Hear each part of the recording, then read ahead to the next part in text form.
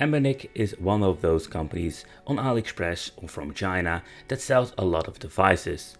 Anbenic stands for, I can say, high quality products when you compare it to the competition. But there are some things that you need to know before you're going to pick up an OLED model like this, because even on the picture they look very nice, but when you're holding it in your hands and going to test it, you will find some things that you need to be concerned about.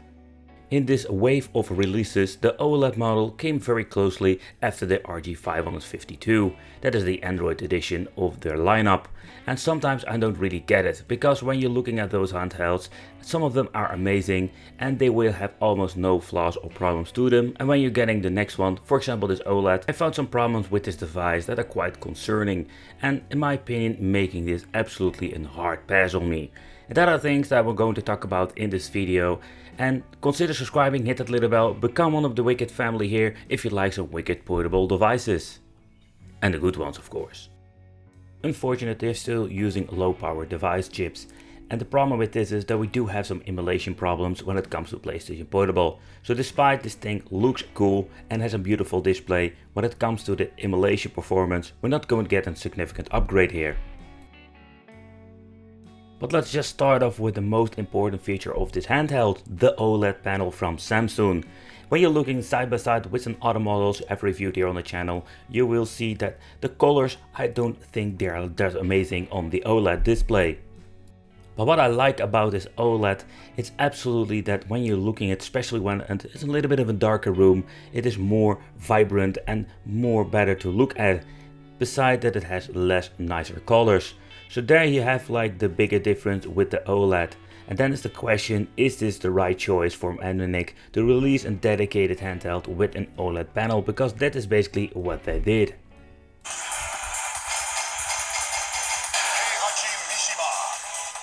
I must say absolutely.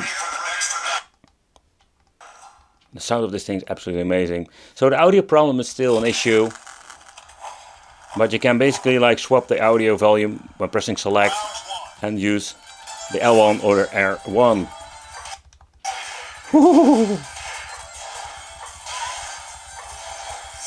Well, you can see like it does have some hiccups. It's a really bumpy ride.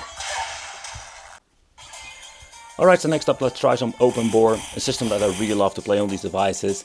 And another thing is like it's amazing when it comes to the D-pad. So where I basically hate it for fighting games, I love it when it comes to two-dimensional, let's say, games. Think about indie games, adventure games, but also for the shmups and the beat 'em ups, it works amazing. But when you want to play some PlayStation 1, that's not going to be an issue whatsoever. Another thing, you cannot really hear it, but what I find very cool, that we do have vibration function in this handheld, and it works very well with the PlayStation emulator.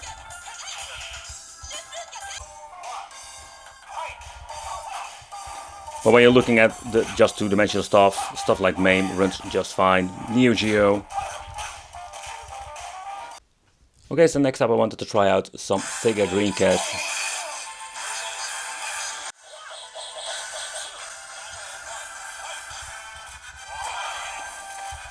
But out of the box it seems to be running just fine.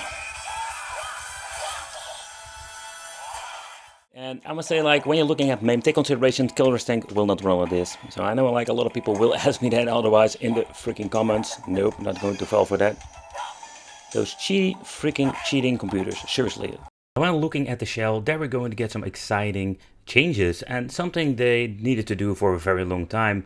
When the previous model were like quite like flat, this has more like an ergonomic grip to it. Also, when you're looking at the shoulder buttons, they did some minor changes here. Here you already can see like the R2 is sticking out a little bit higher than your typical like shoulder button. And the thing what I love about it, when you just hold the handheld, you can feel and press the second button so much easier. It looks kind of weird, but I must say it is so much more comfortable. Those are the changes I wanted to see, but unfortunately the D-pad feels very nice, and for 2D platformers or beat 'em ups it's absolutely good. But when you want to play some fighting games, I don't know what's it with this thing, or is the membrane beneath it, or it's just a long travel. I don't get my moves out that easily, and for fighting games it's an absolutely no-go. But when holding it in my hands, absolutely they did a big upgrade with that too. It feels so more ergonomic and it feels more comfortable to play for a very long time. And that are the things that we just need to have. Another thing is the analog stick. It's more like the Nintendo Switch lookalike, and this thing feels just amazing. Just if you want to play with analog sticks, that is great. So when you're looking at some other features, the buttons, the A, B, X, Y, they completely messed it up in my opinion. They do have a long travel, that's not the biggest problem, but one of my hit buttons did get stuck when playing some open bore. Anbenic does have a lot of great features when it comes to these handhelds, and one of them that they returned is the HDMI functionality and the headphone jack out. And I think that one of those things that you're missing out with a lot of handhelds. So the HDMI functionality works perfectly. When you plug it in, reboot the system, it works as a charm, and you can just play your games on your television. And when you're going to hook it up with some controllers, you basically have it like a game system, or better said, in Super Console X. They love to say it nowadays. But despite this thing is comfortable, it feels also very cheap, but that's something just between my ears. Here you can see this thing weighs 238 grams, and when you're getting yourself the Anbenic 351V, that feels more solid. Here you can see this thing weighs even lighter. Kind of funny. But there is still a final thing that I want to point out. When you're looking at this device, there is one particular thing they also upgraded somehow. They even added some better speakers in it. It's kind of funny, to be honest. You would not really expect it when you're having a new OLED model. You would think they were just only releasing a new handheld with a new shell and a new display, but there is a new upgrade here. So let's listen to it.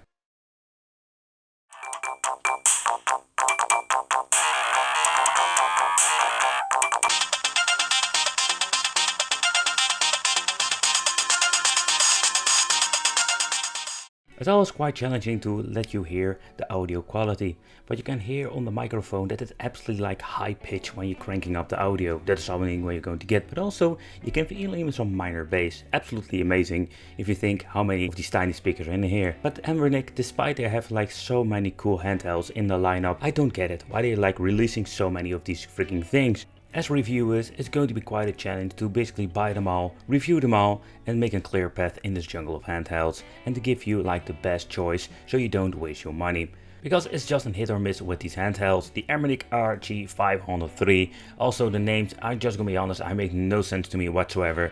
I would like rather to see something like Maximum, Ultra, stuff that makes more sense, or maybe saying like the Anbernic OLED. That would be so much more easier to say and to remember in the end. And when you're looking at the performance, it's going to be the same story that we have seen before in all of the videos. The point of releasing a new handheld is giving something new, not only display and some better audio, just make something new that is absolutely amazing compared with the previous model. Think about getting a Snapdragon chip or something else that is more powerful, so we give like the option to play some PlayStation 2. Alright guys, thanks for watching, consider subscribing, hit that little bell, and I will see you in the next video.